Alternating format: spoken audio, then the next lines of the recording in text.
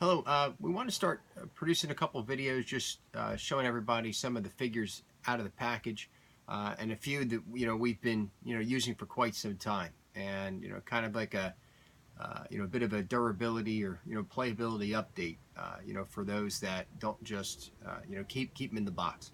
So anyway, some of the DC figures that we play with quite often are the Greg Capullo or really the designer series line. It started with Capullo, and now they've moved into a couple others recently. So versus the original DC line, which was kind of started with the new 52 coming from DC Direct. They started to upgrade the figures in terms of articulation and detail. So one of the first ones you want to highlight is the Thrasher Batman, which is probably one of the cooler ones they've come out with in the last year or so. And he's two things: highly detailed and highly articulate. And he's one of the deluxe figures. So he comes in a larger than the standard 6-inch scale, which we have both of these out of the package, and we'll do some videos on those as well. But Thrasher Batman, we've been playing pretty hard with, and he's held up quite well. A lot of times, because they are adult collectors, you can get a little bit of paint rub on them, when you're as you're playing with them. But we found that the designer series figures hold up quite well, even compared to your your standard Mattel brand, which is you'll find really in any store, and they're usually really meant for play versus display.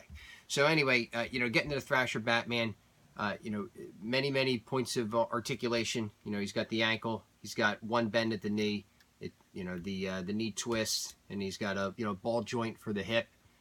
He also has the you want to call it a ball joint, but the articulation in the mid torso, shoulders, elbows, and the hand. And what's even cooler with Thrasher Batman, it's kind of hard to see in the video there, but each finger joint has articulation. So there's a number of things you can do with this one. You can quite imaginative with it, as you can imagine. But and his helmet comes off as well. So you see Bruce Wayne under there. Now the only